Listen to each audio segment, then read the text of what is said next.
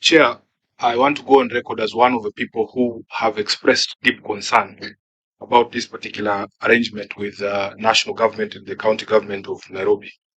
I want to be very clear from the onset that nobody is against development, nobody is against support from the national government to county governments in the execution of their mandates for the delivery of services for the people of Nairobi.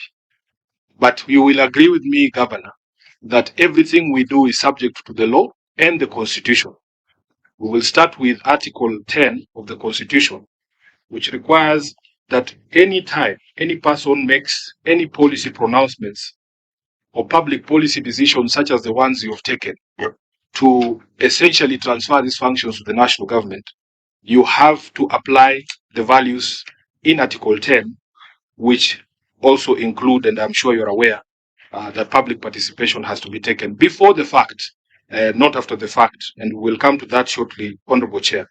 The agreement is expressed to be pursuant to Section 6 of the Urban Areas Act, and the Governor has rightfully referenced that whereas it anticipates an agreement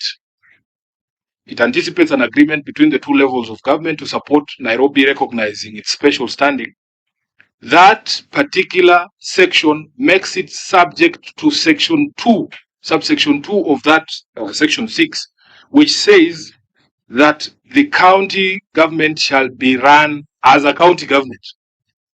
And Honorable Speaker, I will send you straight to Article 176, which gives us a definition of a county government. Article 176(1) says there shall be a county government for each county consisting of a county assembly and the county executive.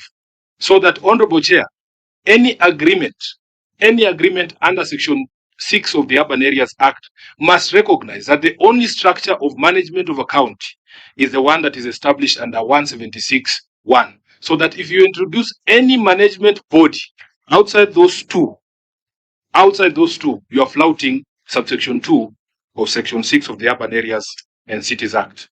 Honorable Speaker or Chair, Article 177 further establishes the membership of the county assembly and the county executive. It does not include, outside the speaker, outside the members of the county assembly, you cannot purport to introduce any other organ.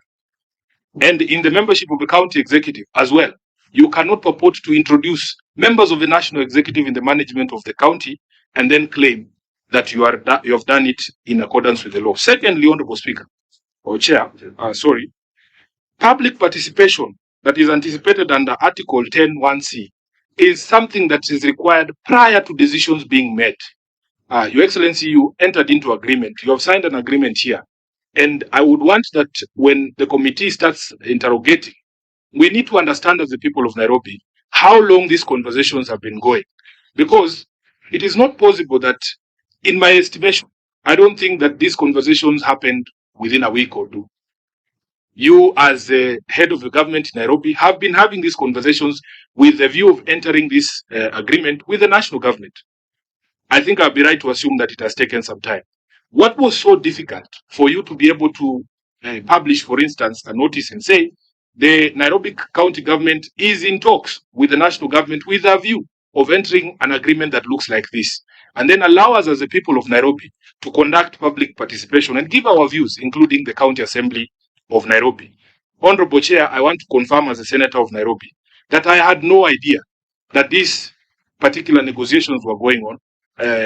Outside the fact that Governor is my friend, is able to reach me on phone. I had no clue until I saw that invitation that there was going to be a signing ceremony, and you put it at a very unfriendly address, which of course Sifuna is not welcome to attend.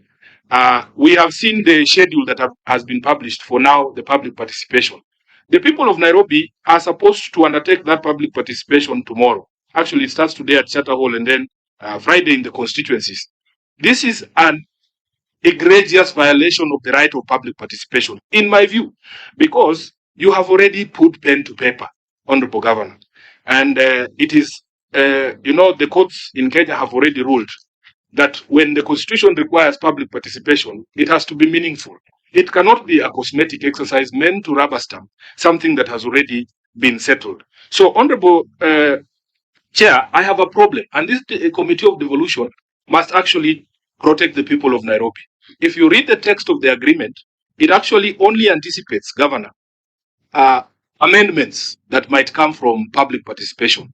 It says that if there are any amendments that are proposed by the people of Nairobi, and you yourself have alluded to the possibility of amendments, what you have called refining the agreement, but you and the president do not anticipate that the people of Nairobi, in their righteous might, can actually say, we don't want this agreement.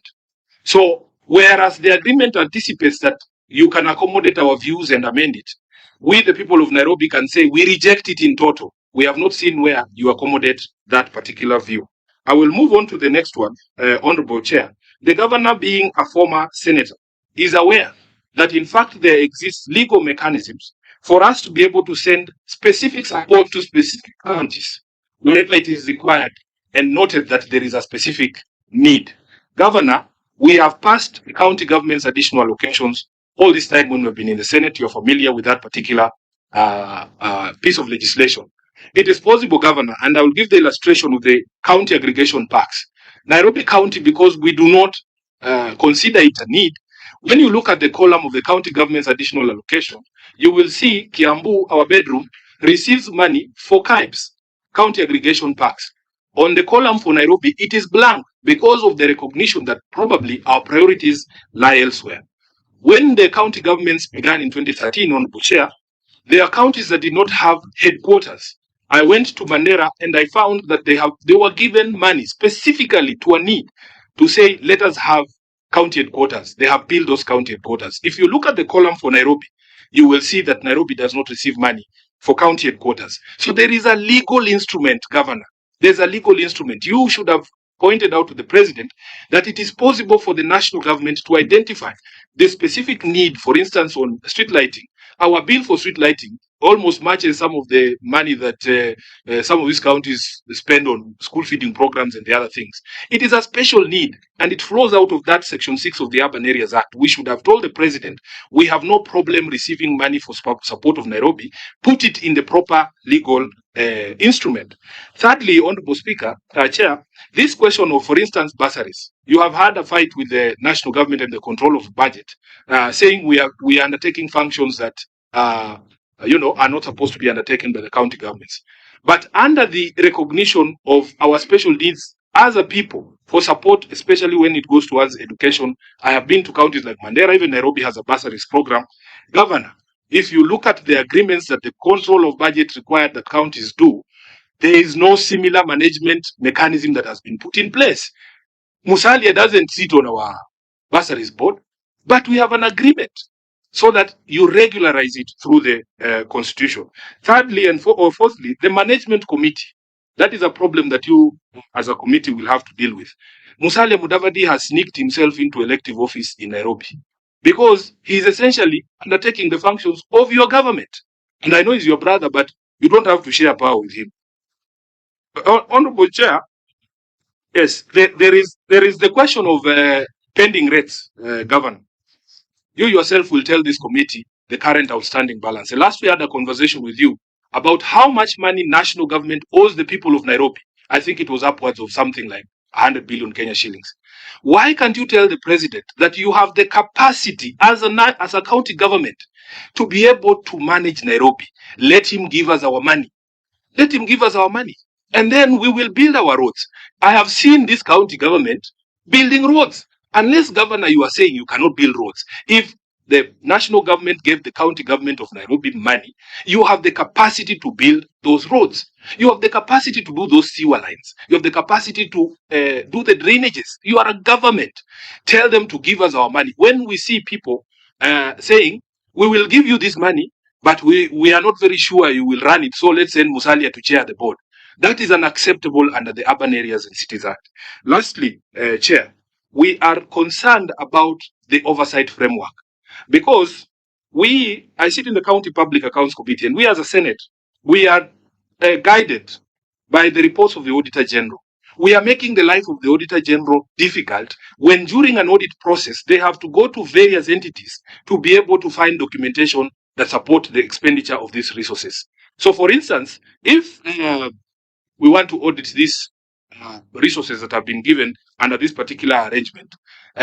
You are told, oh, there are some documents you have to go and get from the treasury, the others are sijui where, the others are this. You are making it difficult for the auditor to be able to do their job. Lastly, Governor, the NMS, you yourself promised the people of Nairobi, we will not get into a misadventure similar to that one.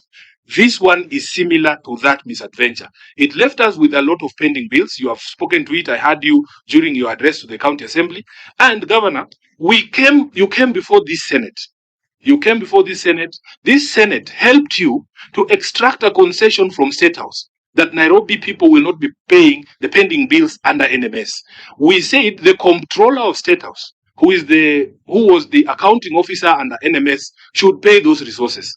Governor, my expectation is when you go to State House, please remind the president that he is the one responsible for payment of those NMS pending bills before you sign the contract. You cannot just be there smiling and laughing, and yet you know the trouble that these contractors from NMS are going through. Let them pay their pending bills, and we don't want this misadventure again. With those few remarks, Honorable Chair, I thank you, and I reserve the right to ask any supplemental questions if the committee will allow me.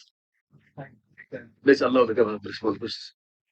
Chair, which I can get all the questions. Yeah, okay. Because there might be Okay.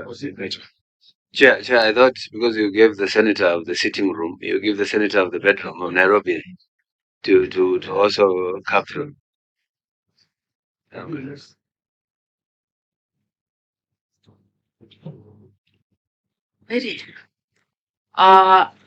Thank you, Chair, for this opportunity. First, this committee has discussed the weak intergovernmental relations in Kenya. So, to begin with, as the Committee on Devolution and Intergovernmental Relations, we have been working to get governments at the national and county level to understand the Kenyan form of devolved governance, which is collaborative and cooperative. And we have had 13 years of operating as if they are competing. National government is competing with county governments. And yet both levels are supposed to deliver services to the same audience, the same citizens. So, in my view, I welcome the fact that we want to attempt to have healthy intergovernmental relations for the benefit of service delivery to the Mwananchi. So, this is the first time that we are attempting to operationalize Section 6 of the Urban Areas and Cities Act, another act that we have not properly implemented in the country in the 13 years on this issue. It is also a good attempt at trying to implement 189(2) that requires that government at each level and the different governments at the county level cooperate in the performance of functions and exercise of powers, and may set up committees for that purpose. So we expect horizontal cooperation among counties. We expect vertical cooperation among counties for purposes of delivering services. But as Senator for Nairobi has raised a concern, even as we cooperate horizontally, vertically, we must respect the basic tenets of the Constitution. And we have read through this agreement that you have, and we have a few concerns. One, we don't see clarity in terms of what the agreement is, in terms of this is what national government will do, and this is what county government will do, and this is how the nature of collaboration will happen. The agreement is so general that it looks as if we have incorporated national government actors into the cabinet of the county government to make decisions over the county functions. So we have not seen that demarcation that indicates that Nairobi County can only manage to do 40,000 street lights. National government feels we need to up that to 70,000, and therefore national government is planning a conditional grant to county government to help it top up from the 50,000 that they are able to do to the 70,000 that we think Nairobi should have. That is not clear in this agreement. And the manner in which you set up the committees looks as if national government is actually making decisions over county functions and then pushing it down to be implemented. And even in that implementation, top-heavy PSs of national government, and we don't see the operation of the county government officers is a bit vague. So it is unclear on what that implementation means. And does it mean supervising or oversighting implementation or implementation? When you call it implementation committee, one could easily be persuaded to mean a PS, a mischievous PS might imagine that they have actually been given the job to set up lights in the city of Nairobi.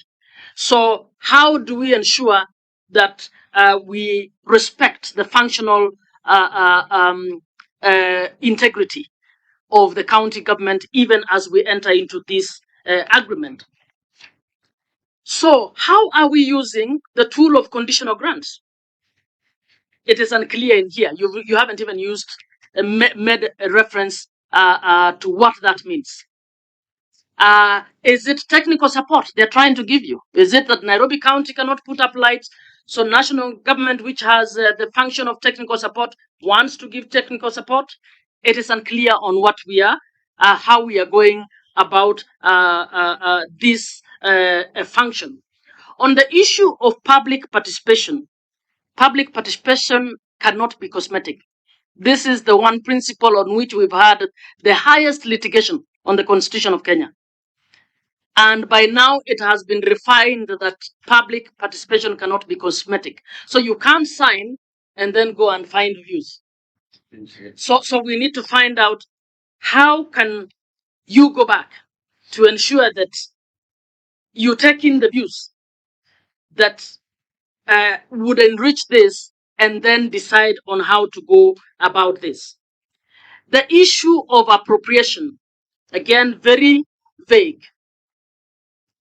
Is National Assembly going to appropriate funds for county functions, or is going to appropriate conditional grants by national government to county functions? It's unclear.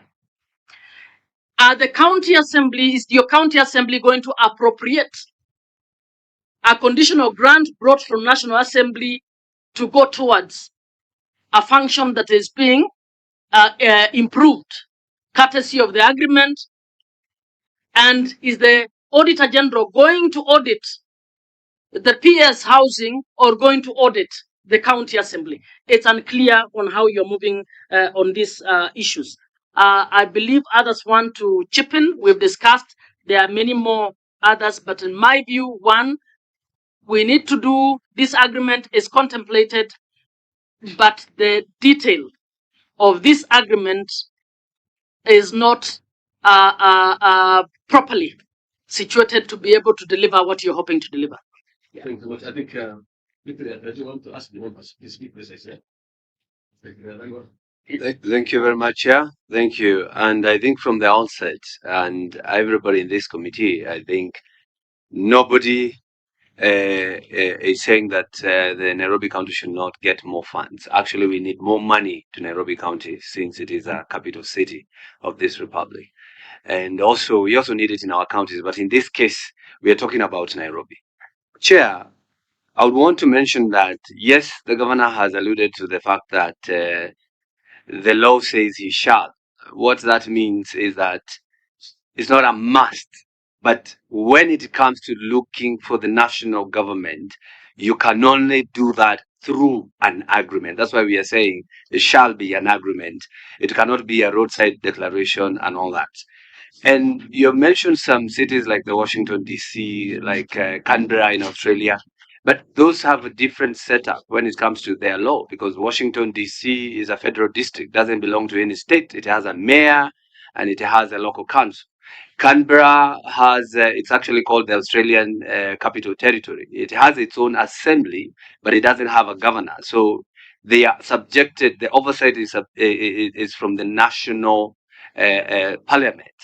But when we come to this, to Nairobi County, we must now follow the section 6, 2, and 5 of the Urban Cities Act that says the management of this county must be in line with the county mandate. Now, that's where we come in as a Senate, and that's where we come in as people's representative. And we ask ourselves, when you're dealing with this kind of agreement, did you reflect on the CIDP, that is the County Integrated Development Plan? Are these projects part of what the County Assembly had passed within their 5-year term CIDP? I would also want to know, Chair, because this county is being run by the steering committee and, of course, the executive. If there is a disagreement between these two, who comes in between? I mean, if you have a disagreement, because the county assembly is not given any mandate here. The Senate has not been given. Even when it comes to the reporting is only going to the CEC or the cabinet. So we would want to understand, because, Chair, even if we might think it's a simple thing, when we say that we're discussing the county, which in this case is the bride, but the national government has more people in this steering committee, 8 people against the county's 4. And you know, Chair, who is even the chair of this committee? Even in a basic setup of a dowry, the chair is always the father of the bride. I mean, we would want the governor to be the chair of this bride, which is the city. Now we are giving it to Mudavadi, who is in the office unconstitutional, because that's not a constitutional office.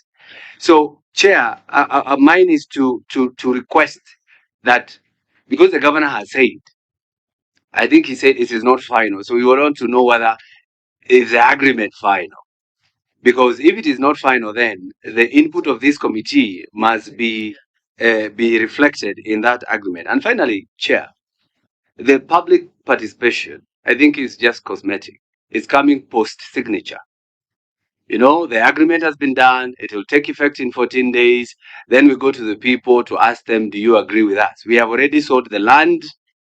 We have already given the title. Now we are asking people, are you willing to move, or are you agreeing to this issue, Chair? So I think these are some of the things that we need to understand, because even the monies that we are saying, the 80 billion or so, Chair, we need to understand how is it going to be appropriated. Is the money going to come to the county first, and then the county assembly to appropriate through the budgeting making process? Then the money goes to these projects? Or is it the national government that is going to oversee their project and then bring the money? I don't know through how. So that is an issue we need to look into, Chair, because the agreement, as I said earlier, during our pre-discussion, is that the agreement is not complete, because it is saying when it comes to financial matters, they will jointly agree. So it is an agreement that is saying there are some things that need to be agreed. So is it an agreement really? That is the question. Okay, next. Thank you, Chair, and thank you, Governor. I see the zeal he had as Senator fighting for the resources of Nairobi here again, and he has expressed it in many ways. I want to go to very specific questions, speaking from what Senator Tango has said. You have already a running CIDP. What is the relationship within this CIDP and the additional programs that are coming under the agreement? You also have an annual development plan. Are you going to have an addendum of the annual development plan, or you are going to run 2 annual development plans to be able to fulfill these programs? Because this is very important for comfort and assurance of both the Senate and the County Assembly. That first, what was planned for will not be forgotten, and that whatever else we are going to do can be separated. And I will say this because I was an MP in the 10th Parliament when we still had councillors. And we discovered that we were, whatever we were reporting as CDF programs were also being reported at the county council by councillors. And that is very dangerous because if there is an overlap, you will not know what Nairobi County has done versus what Kura has done versus what the national government has done under this new framework. How do you separate them? Both for development and for accountability. Then comes the reporting system. In the reporting system, in this agreement, you have said in clause 7.5 that the agreement, in clause 7.5, the agreement provides that the parties shall report to the National Cabinet and the County Executive Committee annually. I hope the Comptroller of Budget will still have his reports to the Senator, because normally the Comptroller of Budget must give the Senator, the area Senator, a report annually of what is going on with any funding that touches on counties. And this already has attracted the counties. But could you clarify why the agreement does not give us a reporting system to the oversight arm, which is the Senate? It does not give us a reporting mechanism to the county assembly, because for us, this is dangerous. Your agreement is crossing two governments. We hope that you'll be the next governor, but should you not be the next governor of austerity and beyond your term and the term of even the current national government, how do you see this taking place? Because unless we have a watertight way of reporting projects that are under collaboration, they can easily be abused.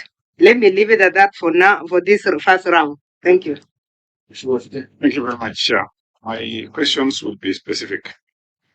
I wanted to know from the government. I think when you went to State House, somebody had a machete on the right hand and then and the agreement on the left hand.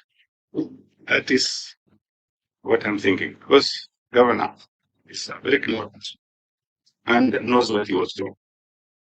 I want to refer the governor to the agreement in South Africa.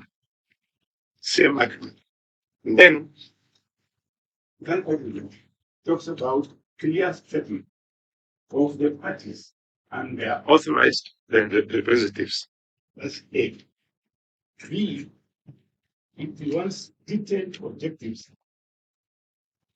Detailed objectives and priorities of the protocol means the agreement. Detailed objectives, what do you want to get out of this agreement? What road? What hospital? All those things. Then C talks about and detailed clause listing the precise roles and responsibilities of each sphere, either national and the county government. D talks about clear governance structure with balanced composition and defined functions of every committee. Balanced composition. The governor, you signed the document without even talking about balanced composition. That's why I was asking you, Ikopanga Homkona, right? Then E, specific financial contributions, specific, and resource commitments of each party listed in the schedule. How much are they going to contribute? What is the county government going to contribute? Then it talks about detailed work plan attached to the agreement that includes objectives, measurable indicators, outputs, and many other things.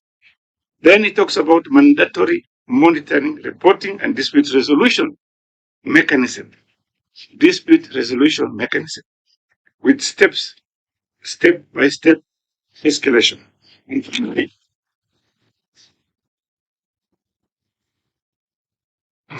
duration, review, amendments, and termination clauses. That is what Professor is talking about. You are happy with this contract as an individual. Dispute resolution. But when Babu Owino becomes the governor, he will say, no, this is not my work. This is the work of the county Sakaja. So finally, I think the senator is completely out of order. Finally, needs to withdraw that. Let me withdraw that statement. Finally, explicit requirement explicit requirement that all projects align with the municipality's integrated development plan, which is CIDP. That is what the professor was asking. Governor, the agreement talks about refuse collection, county roads, street lighting, development of markets, housing, water and sanitation, public health, and finally, any other such areas may be necessary. So my question would be, Excellency, what is your problem? Is it that you don't have enough capacity, manpower to do this work, or it is money? If it is money, there is some money that you are supposed to be paid by the national government, which was passed by the National Assembly. Did you write to the national government before you sign this contract? Which one is that? There is some money they are supposed to pay you. Oh, you're saying there's money that was passed. Which one is that? It was passed in the parliament. Can tell us? Which one is that, madam? I think Chair is referencing the Rating Act that was passed that requires National Rating Act. contribution in lieu. Yes. Yes, sir. I think I've addressed that here before. Let me finish. Regulations. So did you? So all these things you are supposed to do, if your problem is money, did you write to the national government to ask for unconditional or even conditional funding so that you can manage this county? Thank you very much, Chair.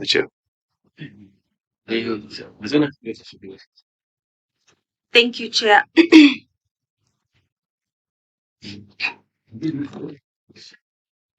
Thank you, Chair.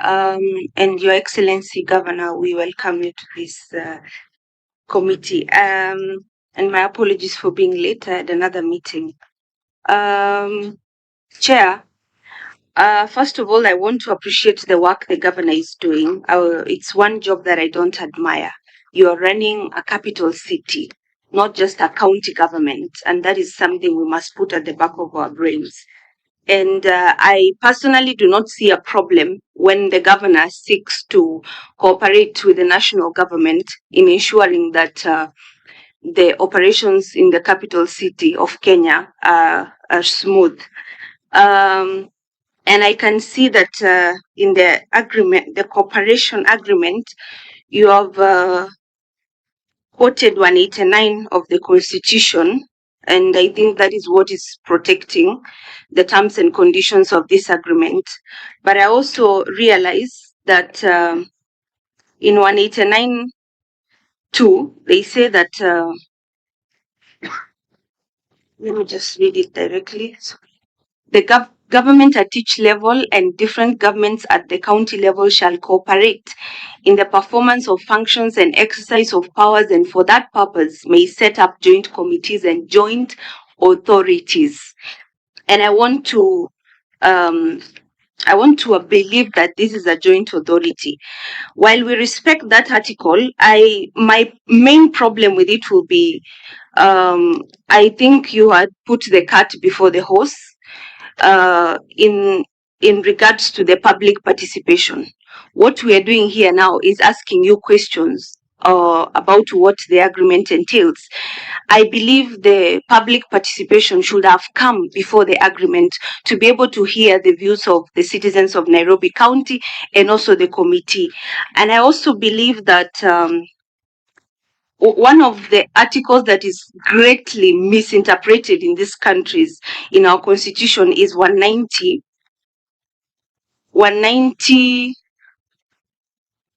I'm sorry, I'm not a lawyer, but 190, where it talks about the support for county governments.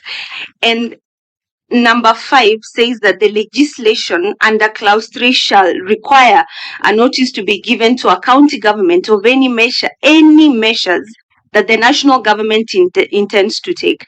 And it also says that the legislation should also permit the national government to take only measures that are necessary. And it continues to say, or the legislation will require the national government, when it intervenes, to take measures that will assist the county government to resume full responsibility for its functions and provide a process by which the Senate may bring the intervention by the national government. Personally, I think, to the best of my knowledge and being a good student of English, I think many times we take that article to mean that it's always because the county government is unable to operate or run its function. This is when the national government intervenes. In my view, I think there are many more than several instances where a national government may seek the intervention of a national government as long as it's cooperating and not fully taking over or diluting its mandate. But I would like to know, Governor, in the event that after the public participation, the views go against the agreement or what is stipulated in the agreement, is there a room to rethink the agreement? Thank you. Governor, I have one more little thing. You are aware that IGRTC gazetted a number of parastatals that are holding county functions. And we are expecting that the Council of Governors should be following up on the matters of these parastatals at the summit.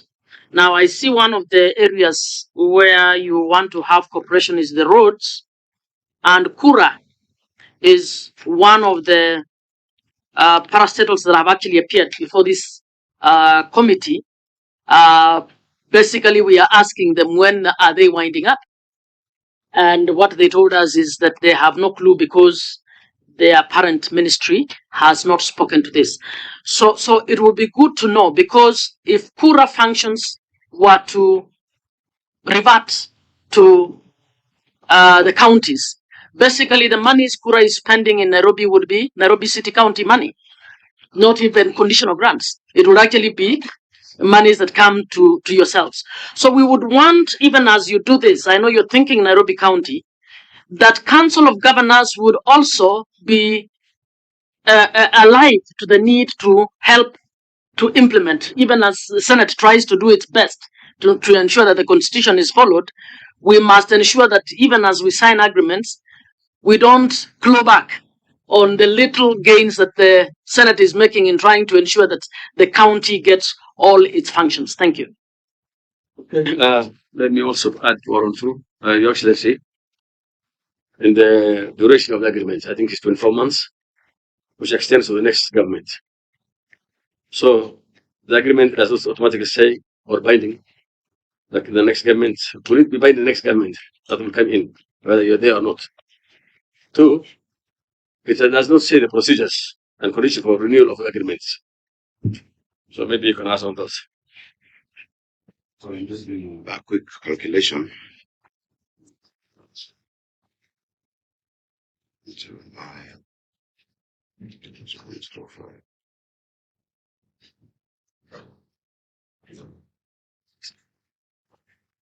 Yeah, thank you. And thank you, Senators, for your very good interventions. I'm glad that you all realize 2 things. One, that there must be an agreement. The law provides there shall be an agreement, and unless you amend the law here. But the law that you've given us as a legislature says there must be an agreement between Nairobi and the national government. I'm glad that there's that realization. Number 2, I will emphasize there is no transfer of functions. In this agreement, the national government will do its work and the county will do its work. This agreement is not to oversight county functions per se. when you see a chair committee with a PS of Interior, security is not devolved. But why am I chairing a committee that has a PS for Interior? Because there are security concerns in the capital. There are national projects that many times we just find have been passed, because the county government does not come in. And I wish most counties would have an arrangement where the governors can see what is being proposed by the national government to do, so that the county does different things. But you see, when Kura, for instance, and I'll come to the discussion in Kura, when Kura or Kera or Kena are identifying which roads to do in Nairobi, the governor should be there to help prioritize. The senator should be there, the MPs should be there. But you see, they operate vaguely. And I'll give you an example. One big challenge that we've had in this city is the mobility challenge. Mobility is a big challenge. One of the solutions is BRT. In December of 2022, the European Investment Bank and the AFD came to me saying they have 314 million euros and 74 million euros respectively for line 3 that comes from Dandora. Because of the lack of any structure, it took me 2 years to get cabinet to approve that funding request. But even to date, the loan request has not gone.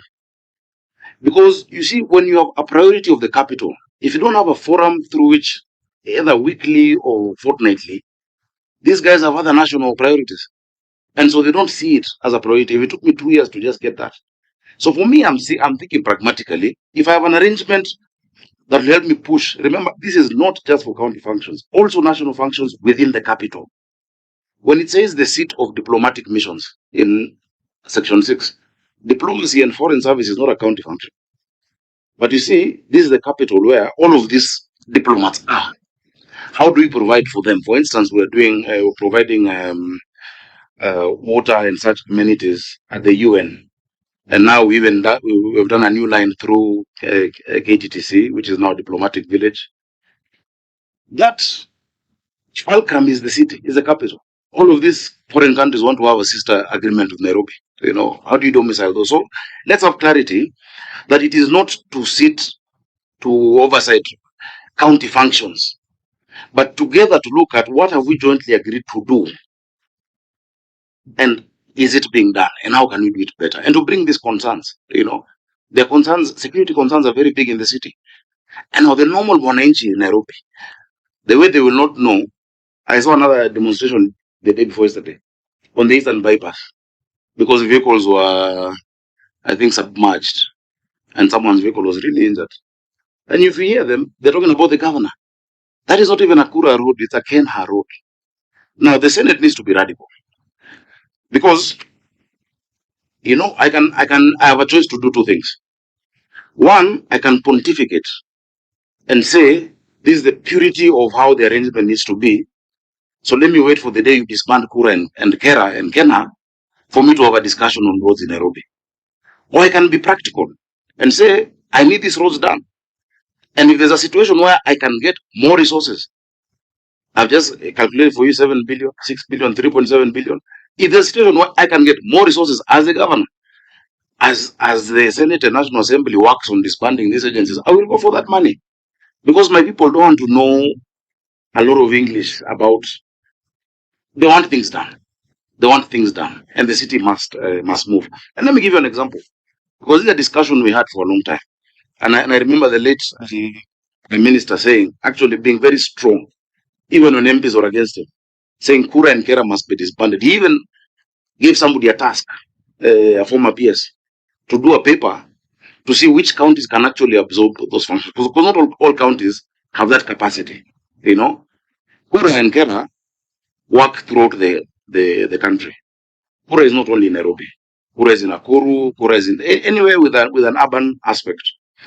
The ruling that was passed last year on RMLF that was suspended is where the real story is.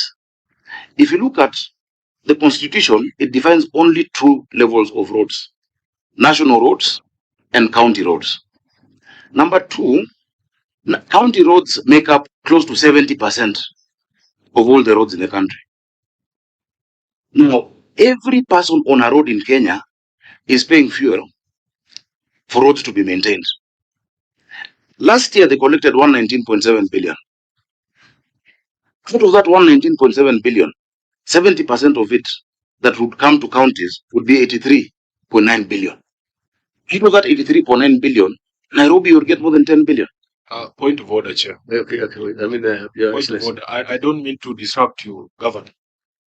We are only in agreement with all those things you're saying. We have asked specific questions about the constitutionality and legality of the agreement. Okay. In order for us to use our time best, I think you should just answer the specific questions we've raised, because we have been very clear Order. the answers that we want to. Order. The question on Kura is a specific question. Just a minute, Chair. Governor, leave Kenha, Kura to us. That is our fight as a Senate. And we've always fought on your side as a Council of Governors on the question of RLF. We want you to address the specific concerns of the Senate on the legality and constitutionality of this agreement. Okay. So, Chair, go toward the Chair, okay. Should I choose whose questions to answer? Yes, please. Let me because Senator Muma has asked a very specific question. No, let me ask you one thing. There are several questions the members have asked. Yeah. Each one of us here ask a question. And I think everyone's question is important. In the interest of time, just go one by one. That's what I'm doing. Yes. Yeah. This is the last question. Okay. Right. You're the answer was the questions. Proceed. So can I answer everyone's question? Right. Can I answer everyone's question? Yeah, you may. Thank you. Please. So, the IGRTC that gazetted parastatals with county funds, and there are many, including the museum, including some of these libraries, is a process that is so convoluted with a lot of bureaucracy that I choose to be pragmatic as to what I can do today. That person dodging sewage in Madara, he wants a solution today. It's not about Athi water versus Nairobi water. We want to get those solutions today. Number two, Senator Izana, thank you, because you appreciate the need to get more resources. Moving from 20B to 80 and above, for me, is historic. And it is something that will be seen. These are projects that you will see. They'll be done in the city, and I have to make sure they're done. The Constitution talks about joint committees, Article 189, that there shall be joint committees. Or rather, it says you may set up joint committees. But the Act says you must have an agreement. So it's not a new governance structure. It is a joint committee. It is not a new entity. It's not an NMS. There's no NMS at a director general, it had directors, it had staff. No staff from Nairobi County is moving to the national government. And no staff is coming from the national government to Nairobi County. There is no provision on HR. The county will continue doing what its functions are. And the national government will continue doing what its functions are. The only thing we're provided for, because we are the capital city, is additional focus allocation, additional allocation of resources, and a coordination on how things are being run. A coordination, within the capital city. I'll answer the question on public participation, fully, because everyone has asked that. Before I get there, Senator Chute uses the SA example and says many things. What is needed in our agreement is not what is in South Africa. It is what is in Section 6. Section 6 says the agreement may include and lists. These are a good example on what SA has done. In fact, SA is one of the countries with a similar structure of fiscal decentralization as we do. But if you ask the mayor of Cape Town, Jordan Hill Lewis, he will tell you that on top of what he's able to raise, there is actually additional support to Cape Town and to Pretoria that comes either through that structure or as a direct allocation. Now, the issue of conditional grants, if you look at the quantum of the kind of resources we're getting, conditional grants would be a good way to do it. I do not dispute that. But the appropriation at the National Assembly for specific capital city is really what I'm pushing for. Conditional grants can be additional. And a lot of the conditional grants, just look at what we've passed the last 3 years, are donor projects. Maybe apart from KIPES, which also has a donor component to it. It is being supported by the World Bank. Yeah. So it's up to you as a Senate. That is your role. Remember, I'm also here defending an arrangement that is not just county, it's county and national. If there's a way you can refine it, let's refine it. So long as the end being additional allocation to the county.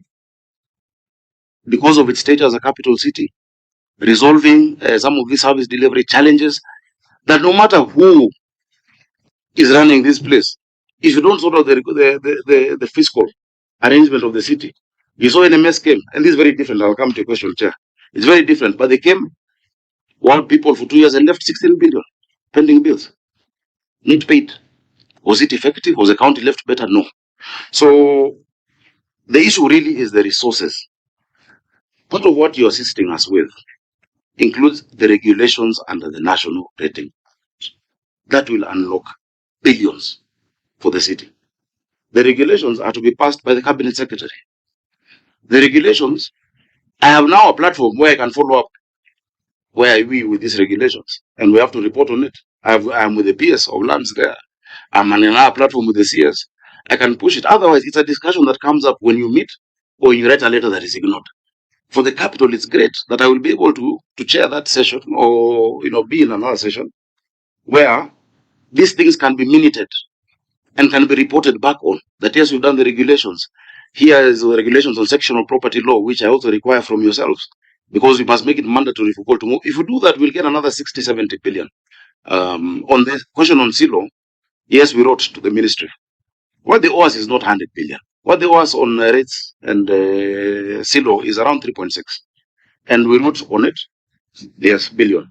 What the law provides is that now counties do not bill the ministries directly. You write through the NLC. And so you write to the NLC, and the NLC then transmits it to the PS Finance, and that process is ongoing. In fact, the discussion now is, do they give us in 2 tranches or 1 tranche?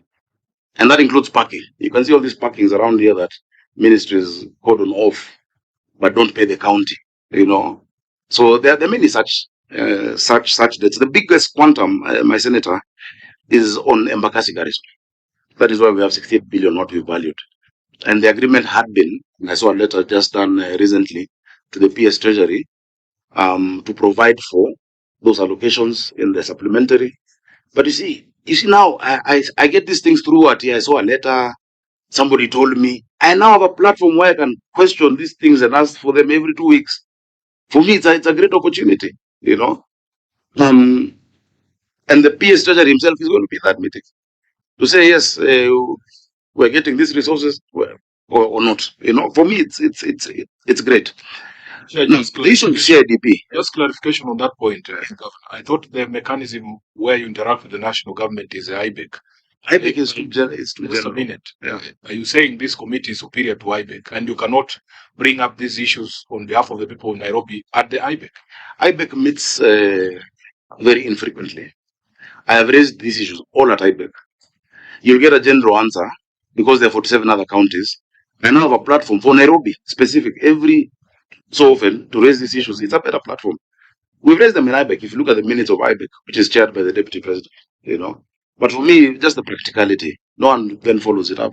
I raised the issue of Rating Act in summit, leave alone IBEC. At the summit, this last summit with the president, we raised the issue of delay in exchequer. And remember, I think people must understand the resource strain of the capital. I'm happy you've helped us get, the resources, 20 billion, which means the county gets 1.7 billion a month. Out of that 1.7 billion, 1.5 billion is salaries. 200 million goes to the assembly. Everything else done in the city is from on-source collections. It is not enough. We really must get more resources. In fact, if we were to go strictly, I'm glad that the law has changed, rather the courts ruled. The portion of money that should be oversighted, ideally by Senate, is that money that you've given us. So you will only be auditing Senate because it only pays salaries. The 1.5p, that is our payroll. Is our payroll too big? No. The capital actually needs more people. We have 19,000 staff serving 7 million people. If you look at the ratio even of national government and their staff, or comparative capitals, like Paris with 53,000 people, one hospital, Mama Lucy alone, has 1,200 people. How many Mama Lucy's do we need? And I gave that example before. So I think we need to unpackage these things. Now, on the CIDP, yes? Point of order, Chair. Chair, I wanted the governor to, first of all, start with one question. Is the agreement they've reached, has it been subjected to public participation. That is the most important thing. I think I've said I'm coming to public participation. I've said that. Go ahead. Let me answer how questions have been asked. Chair, yes, we have a CIDP. This is Senator Kamar who asked about the CIDP. Most of the projects that we're looking at doing already, the CIDP is really a very big wish list. I actually asked that question. Yeah, you also asked. It's not only you, but you asked. So did Senator Kamar. I'm coming to me because you spoke before. There is a provision. If there's any project that is not in your CIDP, you can do an addendum. You can always amend CIDP. You can amend ADP. But you see, all these projects will have to be appropriated. To do an appropriation or to pass a budget in the county, it must relate to the ADP. The national government as well will appropriate. In fact, most of these 80 billion, we expect to see them doing a fresh budget at the national level to incorporate those projects. As to know what is going to come additionally. But for the COB to agree for you to receive those funds, there must be a framework between the national and the county government. And that is what this law, or rather this provision, is creating to us. Senator Manzo, good to see you. How do we separate who does which work? Each level of government, Senator Kamar, will do what is in their mandate. Yeah? So will do what is in my mandate. Lighting of county roads work. The national government will have to do lighting of national roads. Since for now, that is still the provision because of that stay in court on RMLF. If they didn't get that stay, all the roads apart from Oru Highway, Kanguno Road, Mombasa Road, these big trunk roads, all the roads apart from that then would be county roads. But for now, they are not. They're still classified as Kura, Kena, whatnot, urban, etc. on the KRP, Kenya Roads website. The reporting system. Chair, Section 7.4 of this agreement. Remember, we're not coming up with new arrangements that don't exist. The flow of funds, the disbursement, utilization, accounting, reporting shall all be undertaken in accordance to PFM. So all projects must go through the budget. All projects must go through public participation. The same way even this CIDP, which has most of these projects, already went through public participation. Public participation is that meeting where people will say, no, here we want a road, no, here we want more schools, we want this. That has already been done. And that will always be done every financial year in the budget making process. And so there is no difference, unless you created a different entity like NMS, and that is a difference, Chair. There's no transfer of functions, there's no new entity. The county does its county work, the national does its national work. We're just getting additional resources, simple as that. So that's how we separate who does which work, Senator Kapar. Senator Karungo, again, I think on CIDP, I have answered you. It is true that these other cities have a different structure. You know, whenever there's been a debate on whether Nairobi should now move and just become a national government entity, we've been against it. During the constitution making process, I remember leading MPs, because I was a senator then, to make, not the constitution making process, the BBI, when there was a BBI proposal, to actually make a case for Nairobi. Devolution is the biggest gift we've gotten as a country. We are more than 10% of our population. They deserve that gift.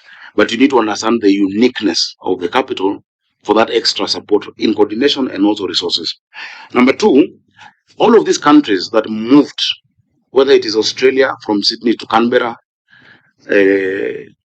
Nigeria from Lagos to Abuja, they left the thriving capital and created another administrative center, which has, it has, and you can see they almost look artificial. They have wider roads, they have, very organized, instead of converting what you already have. So, Senator Tango, I agree. Some of those are different, but some are the same.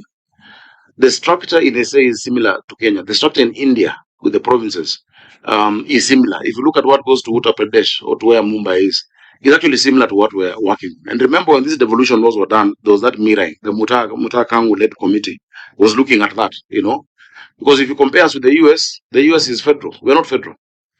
Germany with the landers, Germany is also federal. We're not. Us, we're still a unitary state, but with fiscal decentralization. Now, let me go to the big question. Sorry, Senator Muma. Senator Muma asked also earlier. I agree. Devolution is not a competition.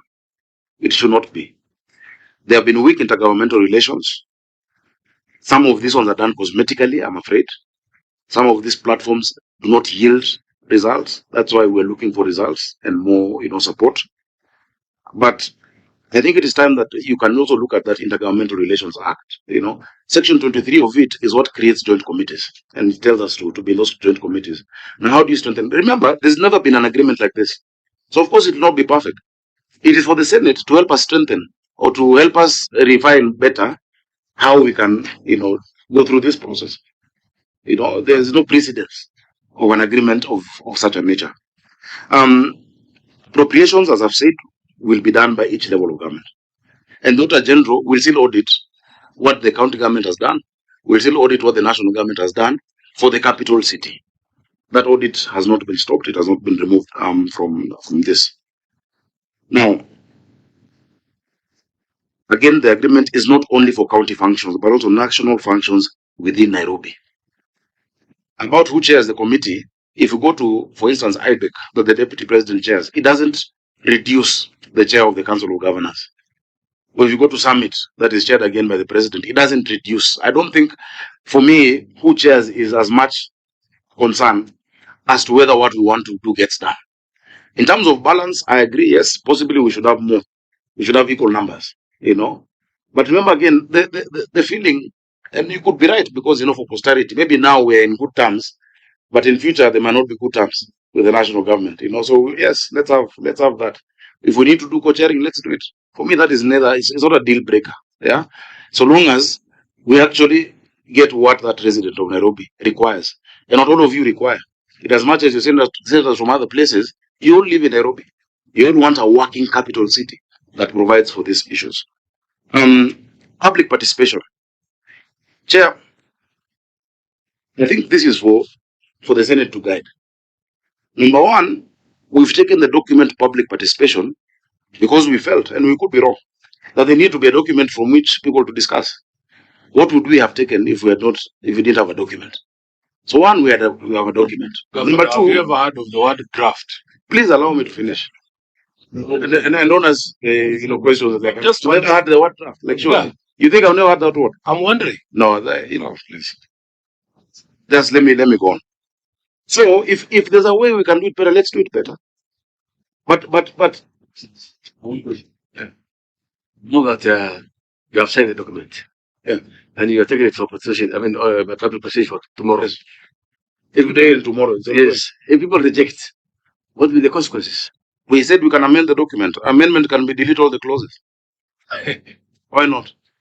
Okay. I've been in this house. I think, Chair, you need to introduce some level of seriousness in the responses that we are getting from the governor. Also seriousness, the questions. I wish that you take this process a bit more seriously. Yeah. Allow me to continue. Clause 6.2. Yes. The Chair. Just allow me to answer. Clause 6.2 provides that the agreement, together with any amendments, remember public participation, which you've done, which you've done many times, is not empirical, it's not a vote. It is not. Public participation, in fact, people can mobilize and say, let me bring 1,000 people to say we want this agreement. And somebody else says, let me bring also 200 people to say there's no agreement. It's not an empirical process. But it's a process when the law has said specifically, and I need you to guide, the law that Kenyans wrote, that went through public participation, says specifically there must be an agreement. The law has said that. No, the law says there must be an agreement. So do we go to Kenyans again to ask them, should we have an agreement? Chair. So, what? Please. Your Excellency, the question is, of course, the agreement must be there. Must be. But this one has already been signed, and you're treating to public participation. So if they reject, before the agreement, there should be a conversation. What we are asking is, did you converse with the people of Nairobi that we want to do this and this and this? Okay. Are you agreeable? So that we don't split hairs. Just one intervention. You as the committee. Just one intervention. Just to remind all of us that that law that you're quoting, the Urban Areas and Cities Act, is subject to the Constitution. It is not greater than the Constitution. It is the Constitution that elevates the people above all of these things that you're saying. Governor, I've seen you doing public participation before you embarked on projects. when we had this conversation in the when Karungo Wathango was the chair of housing, and you wanted to do Woodley, for instance, we were engaging members of public from Woodley before you ever did the groundbreaking. And then once that was complete, we proceed with the project. Surely, Governor, you know that what you're saying is not true. Chair, please allow me to answer questions asked. Yeah? Chair, if public participation can be done better, let's do it. Senator Sifuna, you're right. Same. Yeah, you're right. 100% same. I can give you now. You're right, it can be done. But for me, let me tell you, I don't split because it is the end for me that is so important. Yes, public participation is important. But I've told you the lack of the empirical nature of participation. Senator Manzo, you know how you people you organize yourselves when there's public participation on an issue that you're keen on. Yeah. So we will hear what the views are. Already, I've had things that need to be amended. Already, from the public, I have had. But both levels of government then will review what has come from the people. We'll have to review it, but there must be an agreement, guys. The capital will not change without this provision, unless you tell me another provision of adding 80 billion or 100 billion to the city. There is, please provide. If it's conditional grants, do it. You're the Senate. Give it to us. Yeah. Let me hear during the budget policy statement that you've increased Nairobi's allocation by 80. I will retire this agreement. I will not need it.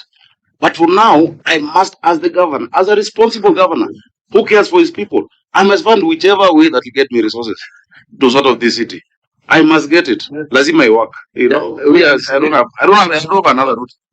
Remember, let me give you another example. Yesterday in Parliament, you've discussed the National Infrastructure Fund. Yeah. This National Infrastructure Fund will create around 5 trillion. That is the goal. Already 2 trillion. This is the way I'm going to plug into it. Because you cannot go to the now, how do I plug in and get projects for the city? Whether it is massive road projects, the city is 250 billion, and I keep asking for more projects. How will I plug into the sovereign wealth fund without an arrangement with the government and a setting where I am chairing a committee that is discussing this every 2 weeks?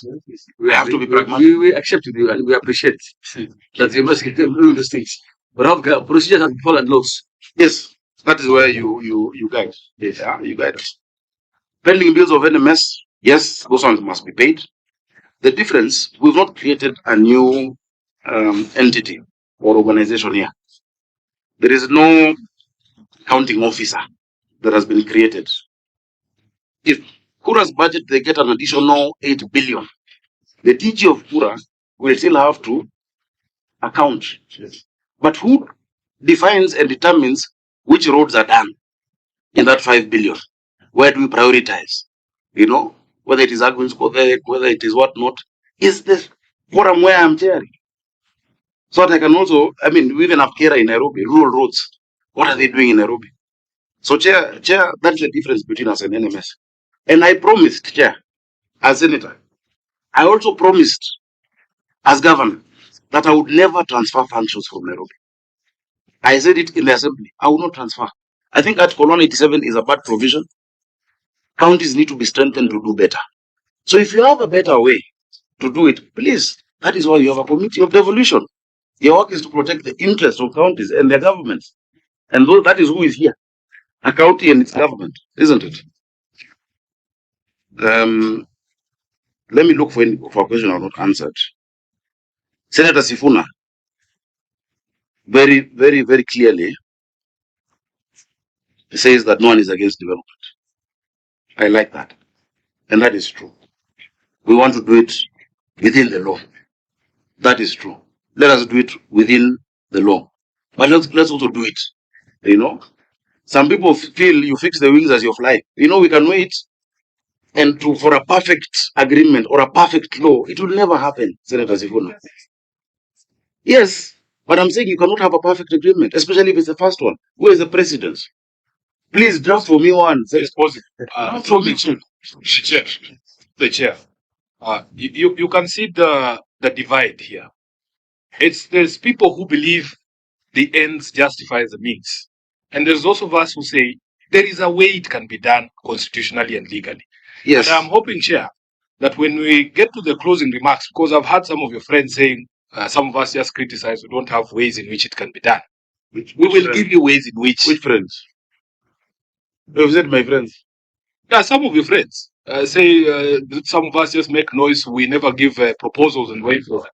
It's good that you are throwing that challenge to us, because some of us. Yeah. Just a minute, Chair. You will give us an opportunity to show you how it can be done constitutionally. Yes. Chair, thank you. And when I'm asking about friends, earlier the senator said I'm his friend. So my friend is his friend also. Unless He's not my friend. You know that. But you are my friend. Yeah, we don't have to have the same friends. What is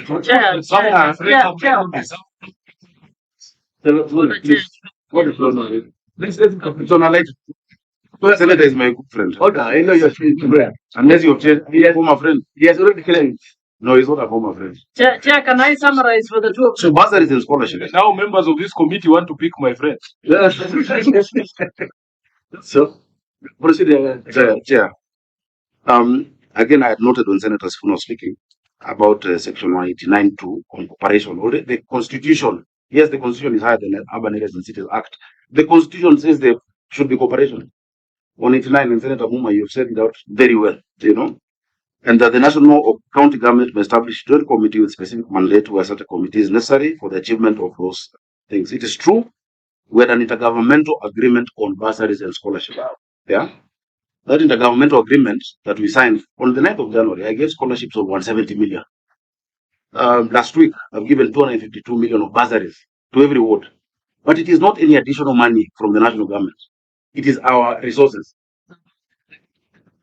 No, the intergovernmental agreement is just to allow the counties to fill that gap. There's a big problem. Parents are suffering. They need help. transfer of functions without following the process. You can call it that.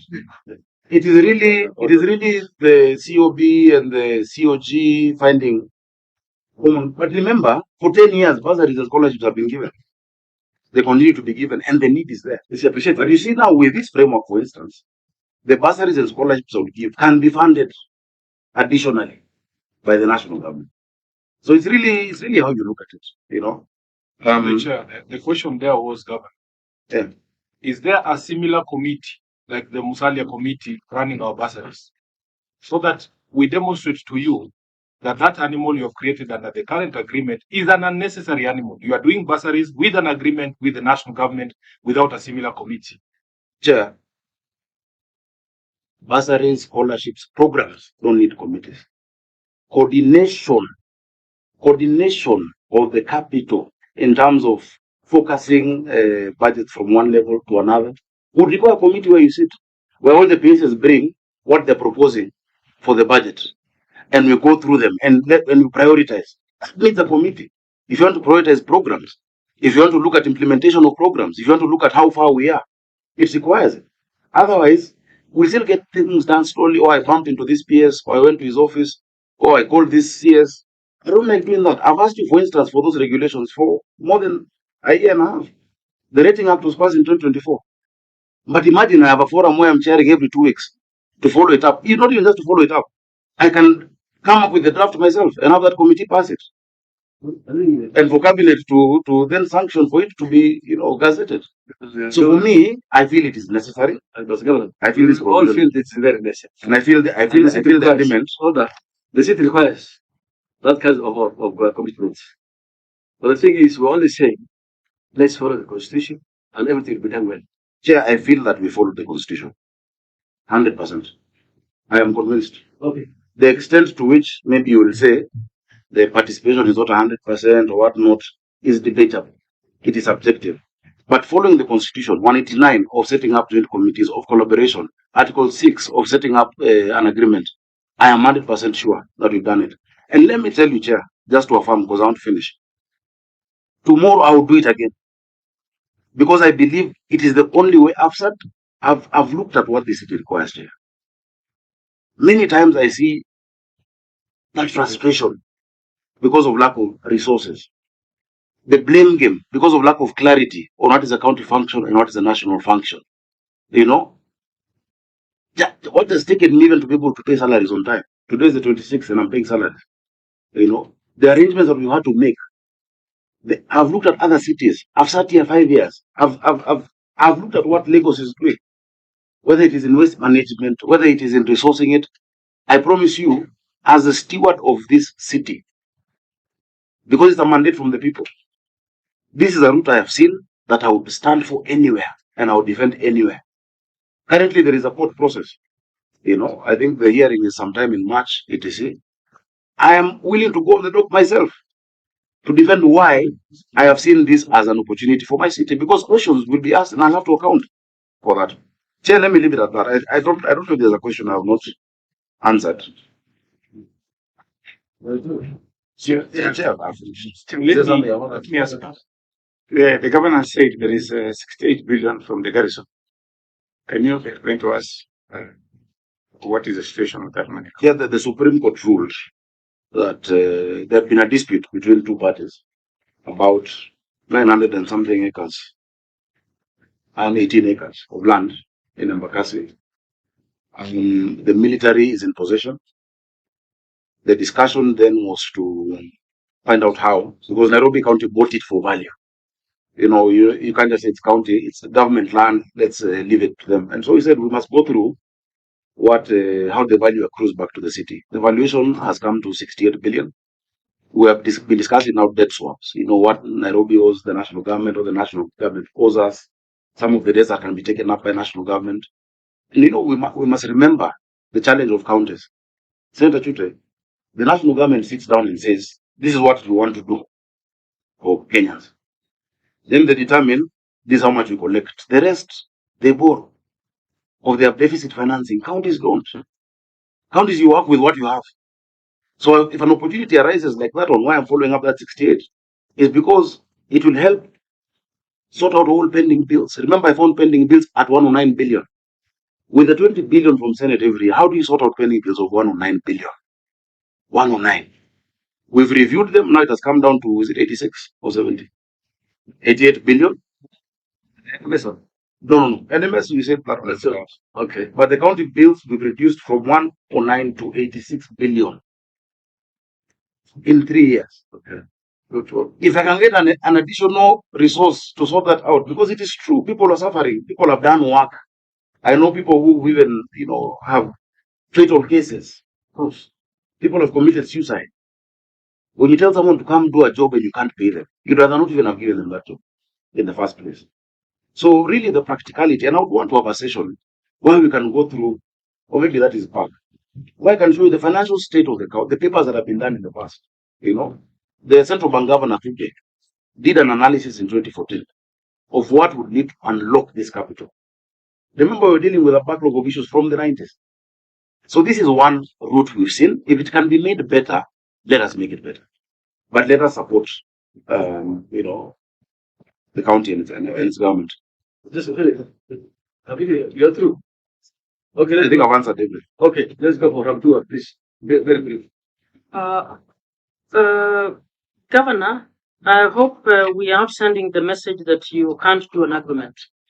And I've heard you say that there are few things you've heard from the public. I hope there are few things you've heard from this committee that would add value to this agreement. So my advice would be that knowing that Kenyans are very litigious, in my view, it helps your cause to actually listen and help to look at these things. Now, one issue that I had wanted to bring your attention to is your on the roles and clause 4.1 Roman 7, you are considering the roles and the responsibilities of partners in entering into agreements with other parties. Now, one of the contemplated issue from that paragraph may be public-private partnerships. And I hope that even as you do so, you are aware of the limitations in that act when it comes to counties. I think you yourselves has once mentioned the opportunity you had to actually go into a PPP, but I think there is a restriction around national government guaranteeing to see whether, if I were you might want to unbundle in this agreement a clause that would expressly facilitate the kind of PPPs that you would have without having to go through other bureaucracies. So you might want to look at that. But in that clause, you are talking of other agreements that would be subject to public participation as well. So your drafters need to be careful around that. That very clause could actually lock you out of moving on this issue.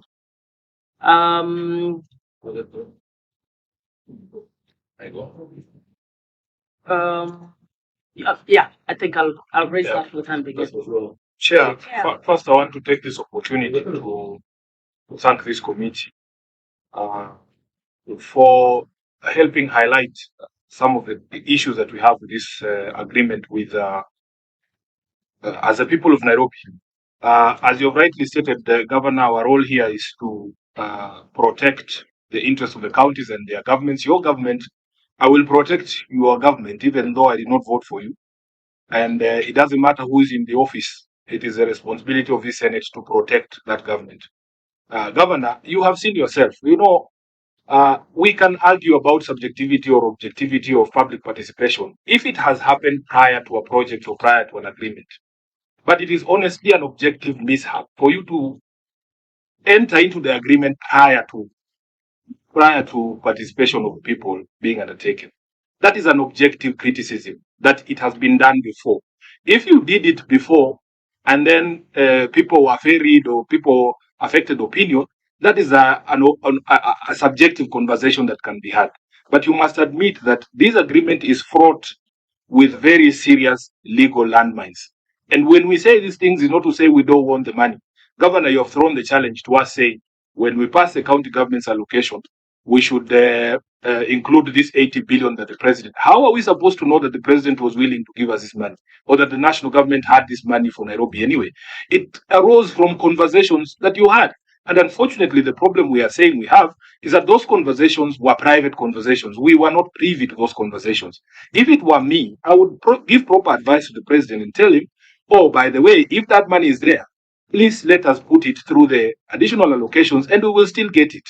And the money comes straight to your government, for you to be able to do these things. Some of us still believe that the Nairobi County government can still collect trash.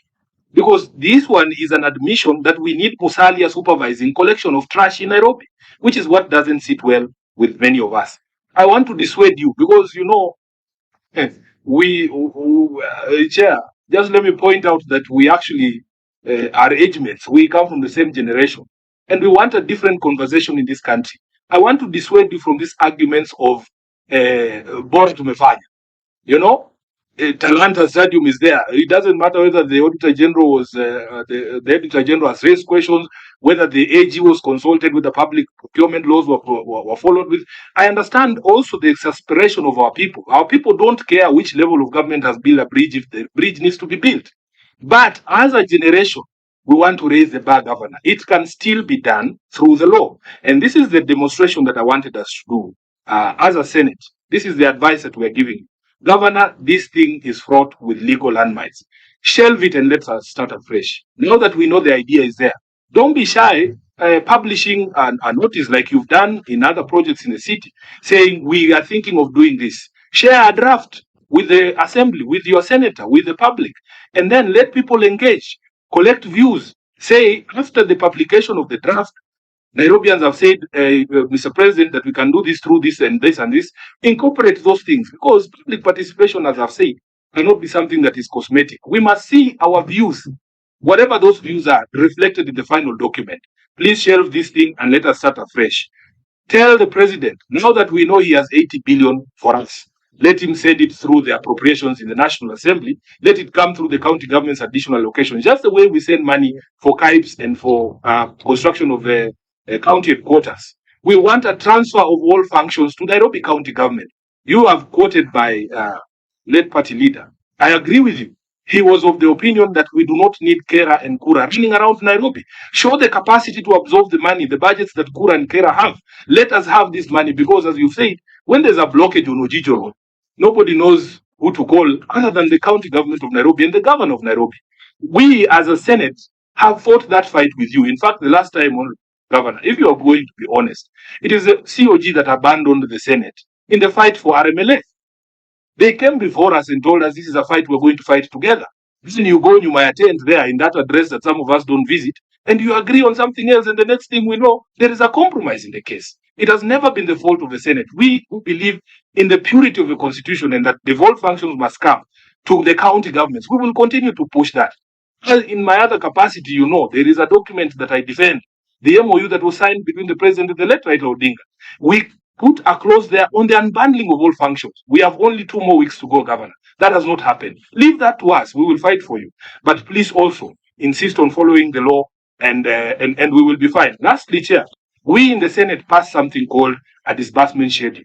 It is one of the most useless pieces of legislation that we engage in passing as a Senate. I have protested even on the floor of the House because the National Treasury never follows this disbursement schedule. Let us fight that fight for you, Governor. We understand that some of the problems that we face in the counties is because it is unpredictable. You can't know. Your finance officer there cannot know when the money is going to come in.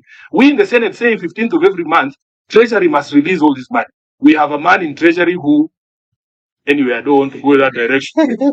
But we have argued as a Senate that the National Treasury sometimes believes and behaves like it is a national government treasury and not a treasury that is supposed to fight and serve all levels of government. So we will do our part, Governor, but please, it is possible to govern this country in accordance with the law. Let us not have this policy of the end justifying the means. That is the reason why the Constitution exists. It's not a stumbling block. The Constitution is not an what is it called? It's not an obstacle or unnecessary, what is the word?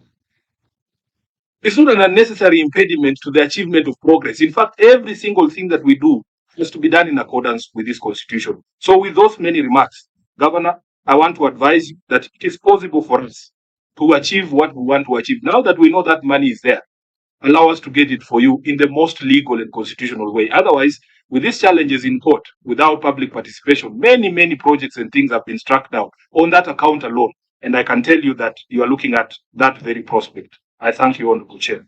Okay, thank you, Chair. You want to finish this first? Okay, yeah.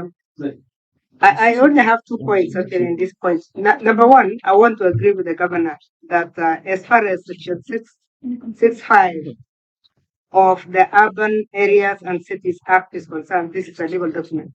And I think this is really unpacking what we have already agreed earlier, that the city must be done differently and that there shall be an agreement at the center. So I have no problem as far as the agreement is concerned, Governor. What I'm just wondering is about the scope and areas of collaboration, which I am very happy with the broad areas, but look at 3.26.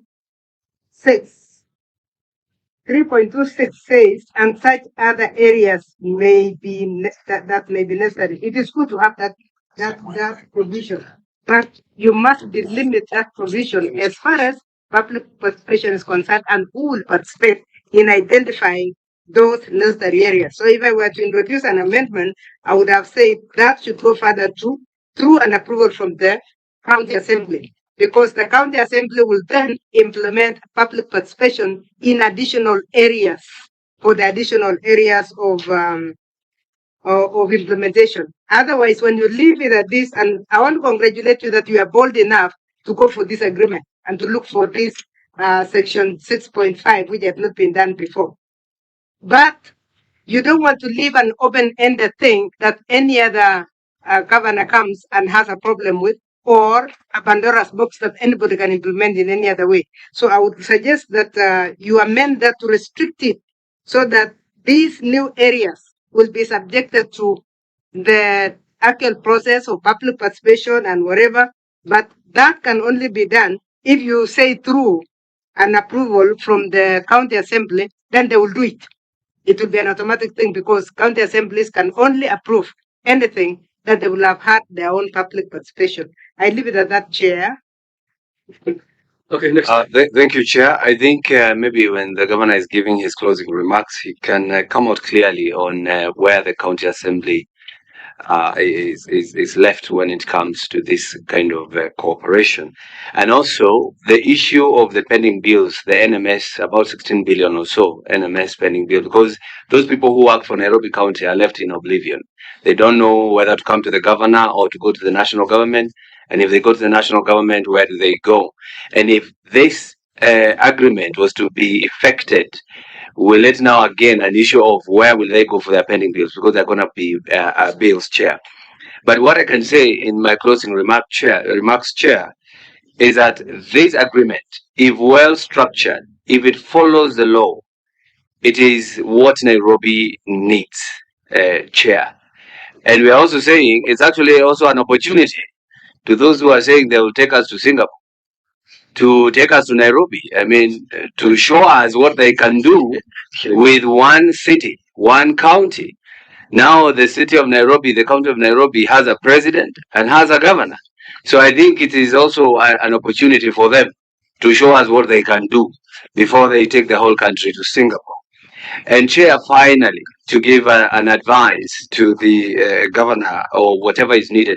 But the governor has said, if this committee finds that this agreement is not a good one, he can restructure or he can do it. So, Chair, you are now left to probably in your guidance to render it unconstitutional, illegal, so that they can come up with another one. But, Chair, for it to work, it must have four things, Chair. One, it must preserve the county's identity, what the county stands for, what the county is made of. Two, it must protect the county assemblies. We cannot have the national government coming in through the back door and leaving the county assembly doing nothing or not giving the oversight power that it has been given. And three, Chair, it must safeguard budget's integrity, because in everything that comes in, Chair, they must do proper appropriation of these amounts. And finally, which is now the issue and the reason why we're here, it must ensure public participation, because the objects of devolution, Chair, is for counties to manage their own affairs. So if Nairobi people are for sure into this kind of argument, they must answer that question and they must give their input, because it is their county, it is their home. Otherwise, Chair, we all need to look into this agreement and make it better. And if at all, whatever the governor is saying that they can look into it, I think this is an opportunity. Thank you so much. Sorry, Chair, I said two and I left out the second one. The second one that the governor must tighten is the roles and responsibilities of the national government versus the county government in this agreement. It is the first agreement, we recognize that, but there are some basic things that you must make sure that you don't let go. So please work on the roles and responsibilities of the two levels of government so that it is not messed up when you are not there. It is very easy when you are developing something to assume that everybody really understands, but they don't understand. Put it in black and white so that we are very clear what roles each level of government is doing, because it's not in that agreement. Thank you. Hasana, quick one. Thank you, Chair. And I want to agree with the governor that the capital city needs pragmatism, not too much bureaucracy or too much English. And I really appreciate a leader who gets to work, gets into action. Our country cannot be managed and run by too much English. We have tried it since colonialism, and it has not helped us. And I realize the agreement has particularly focused on very essential services and sectors, like waste management, water supply, and electricity. It's embarrassing that in the city we have places and marketplaces that really stink. We have roads that are still like farms. I cannot be walking on a rough road in Samburu and still walk in a rough road in Nairobi. I need to feel the difference. You know, I've been promising my people that when I'm governor someday, I would make Samburu be like Nairobi. And it's also talking about housing infrastructure, county roads, and public health. It's also a shame that the capital city we have water shortage and electricity is controlled. Sometimes we have electricity failing in one line and there is I don't know why I'm echoing, but I want to agree with you, Your Excellency, and personally, I support that kind of leadership. I just need you to ensure that there is proper public participation, and whatever the citizens of Nairobi and Kenyans at large who benefit from their capital city is taken into serious consideration after the public participation. I also would like to bring to your attention the fact that many young people were not paid when they were working for NMS.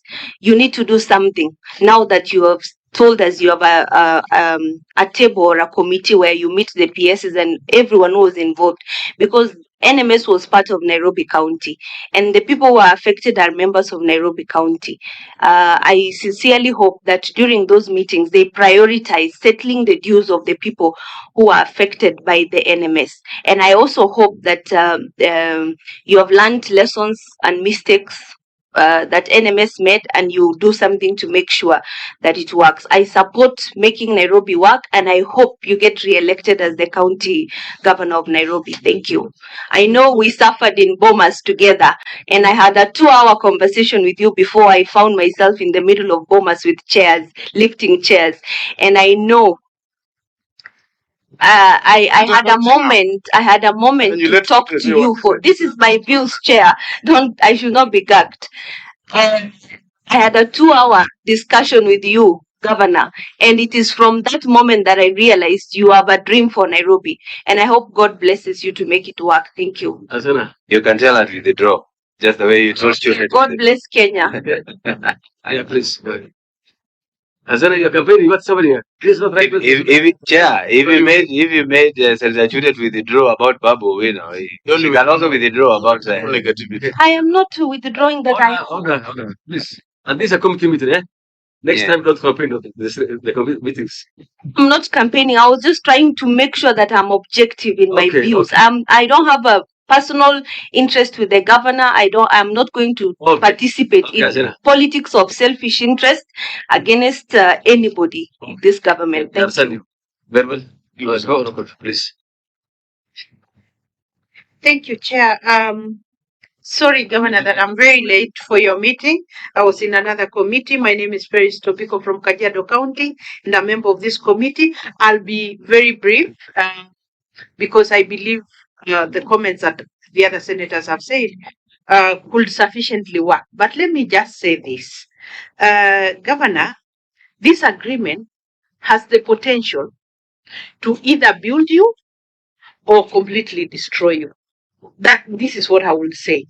If you get it right, then Nairobi people will go to the ballot smiling. If you get it wrong, and this is the only way you can get it wrong, if you abrogate the responsibilities that the Nairobi people gave you and you hand it over to another power or another institution, I can tell you they'll say we elected you and you handed it over before we give you a chance again. That you will be done. But Governor, if you get it right, and I'm hoping Nairobi County government will remain the implementing agency, the oversighting agency. The national government can give you as much money as they want, but please, the roles that the Nairobi people gave you, retain that. The participation, as has been said by the other members, is very important. I wish you well. Thank you so much. Please name those decisions. I've been sitting here as a friend of the committee. Yes, my name is Daniel Manzo, Senator Makueni, friend of the committee. I just want to say that from the discussions foregoing, Nairobi should have a special budget. It cannot be treated like any other county because this is our capital. But at the same time, then in the method used should be within the law, and the public participation is very key unless we want the courts to disrupt the good intentions. So I think when we are budgeting, we should have a special budget for special things in Nairobi, and that sorts it. And the governor have proper capacity to deal with Nairobi. It doesn't need to be assisted from another quarter. I thank you, Chair. Finally, I think, Your Excellency, one thing I can assure you, this committee will stand with you to see that at least whatever you want to achieve in this city is achieved. This city, each of us has a home here, and we want to see a city that is very clean, that gives us enough water, enough security, and according to Article 189, that it provides an avenue for cooperation. So you have all the right to cooperate, so long as this city is going to benefit. But however, there are a lot of human cries. So I think the only thing is you only make a participation. Like this document, actually, your assembly is missing. They are wrong. It's not well pronounced. It does not come out very well. And these are the people who support you, who will work with you. These are your MPs. I think that should be looked into. Two, and one other thing is I want you to put the NMS bills that was left in part of this agreement, if possible. So at least you can be able to pay these people. There's so many people who have made business with the county, and the money is still missing for the last how many years? I don't know, almost 6-7 years. That was also be looked into. And finally, I think, as rightly said by my colleague, Nairobi should not be an ordinary county. It requires an extra money.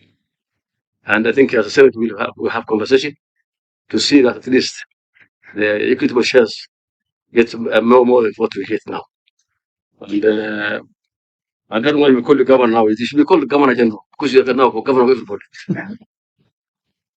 Because if you call everybody governor, the one with with a small county and in Nairobi, I think it should not be called the same names. We just look for another title for you. Thank you for understanding my comment. So I think with those few remarks, I wish you the best. Thank you. Continue with the cooperation and the agreements. Because refine it. Yeah. Take the members, whatever the proposals have made. Engage your constituents and your assemblies. With those few remarks, I want to wish you all the best. Thank you so much, Chair. And thank you all to all the members. The work you're doing is so important for our country in this journey of devolution, which is the highlight of our constitution. And many times it is us who will set precedent on how things are done, because there are many things that have not been done before. Chair, I want to assure this committee and the people of Nairobi, I've been walking around with this idea for years. I have said it to you here more than 2 years ago.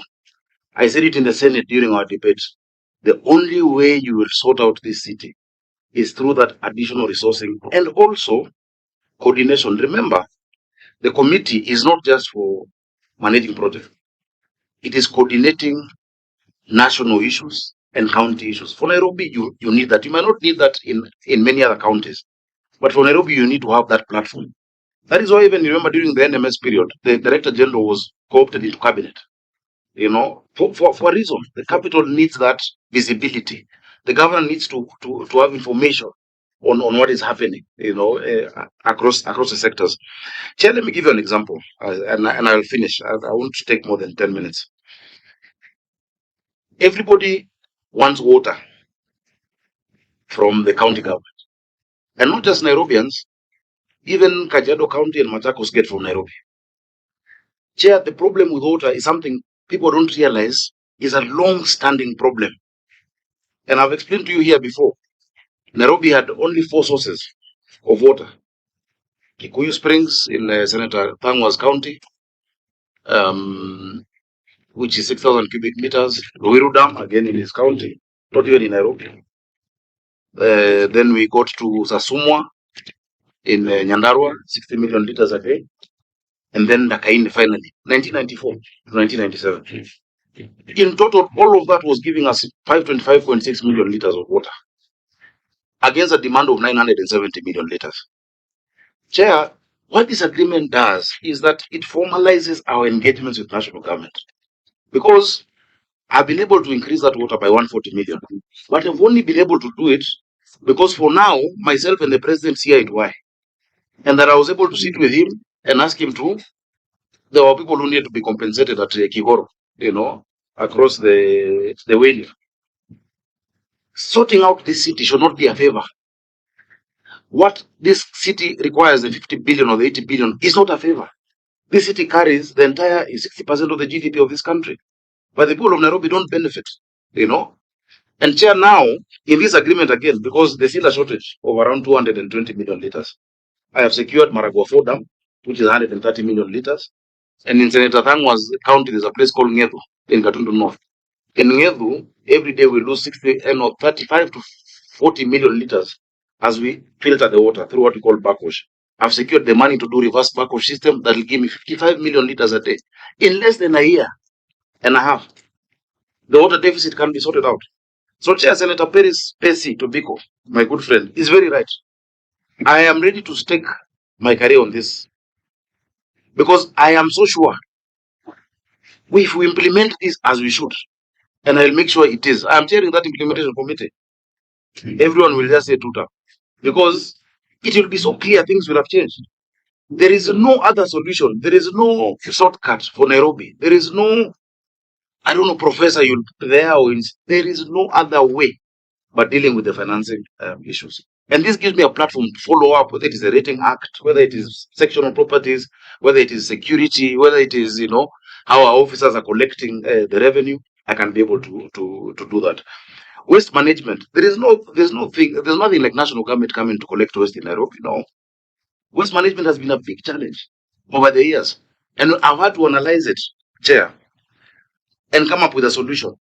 The solution for waste management requires, for instance, the waste to energy requires a tariff for energy. Nairobi doesn't buy power. For me to get that tariff, how much these people will sell that power, I need the national government. The offtake, because now what we're doing is recycling. Nairobi, and I can give you an example. Over the years, in 1977, had 80 trucks.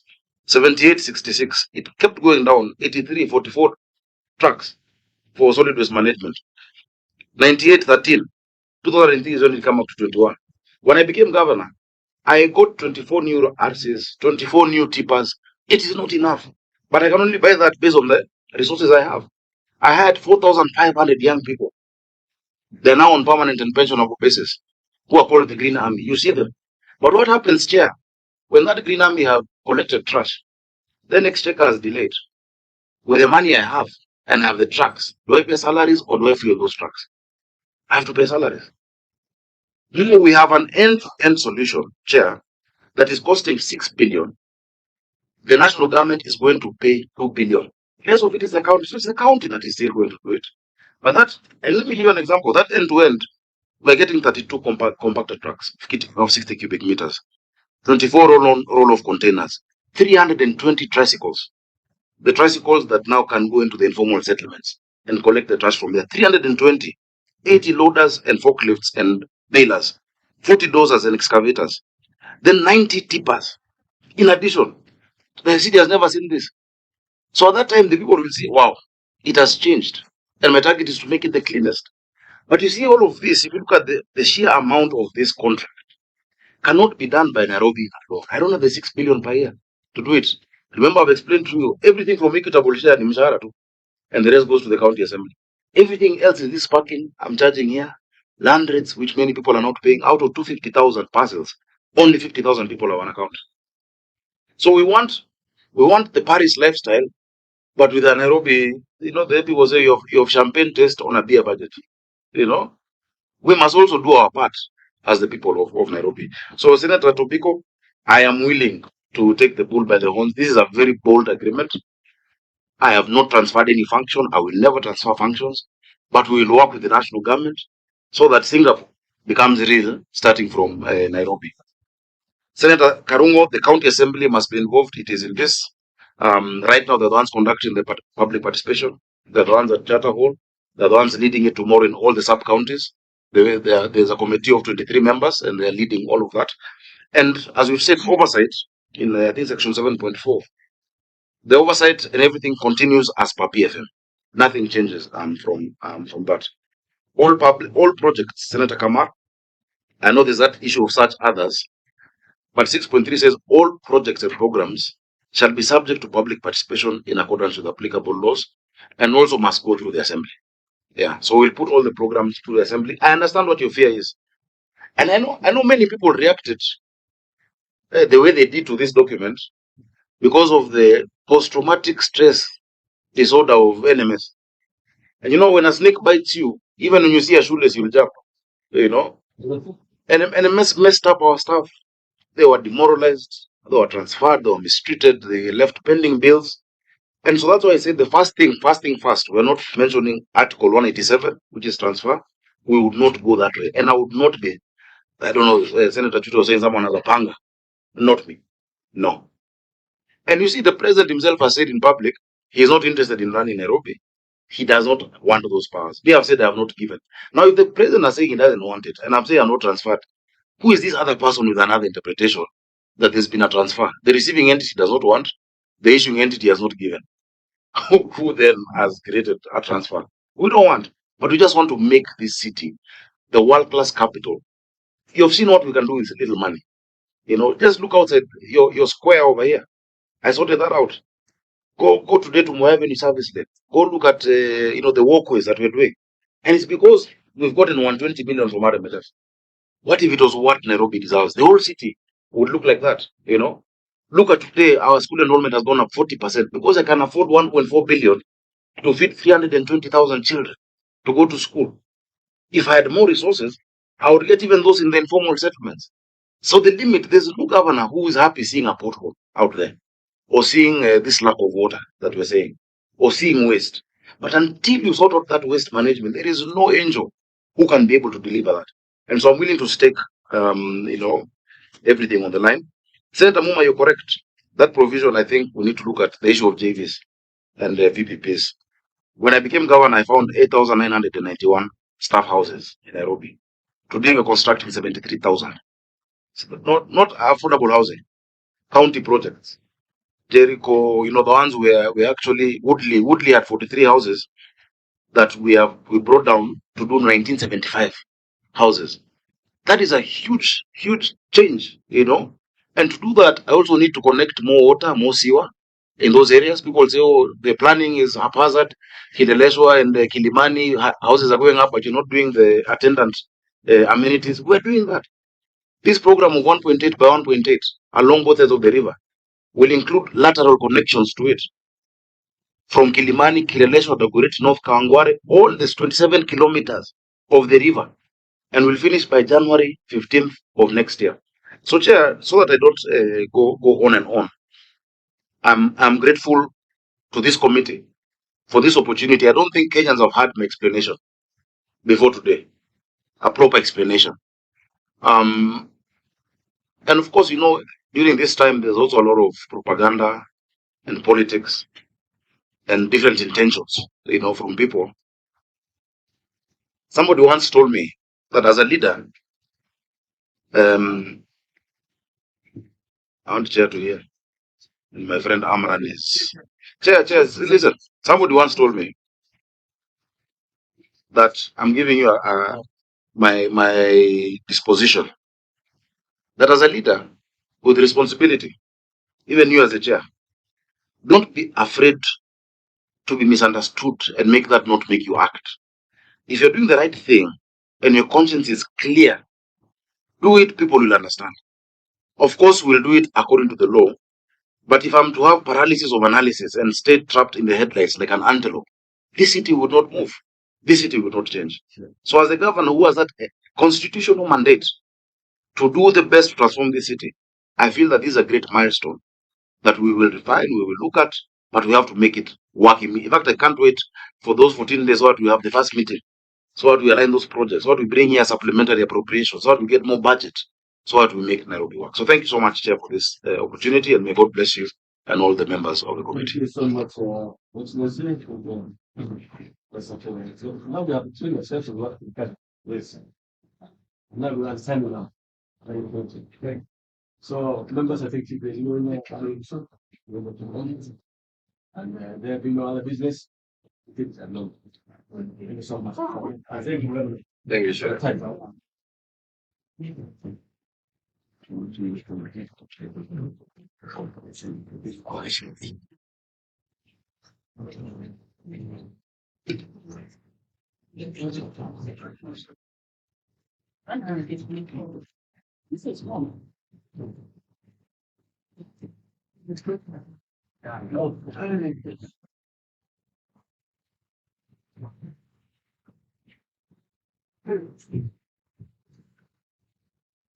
Sasa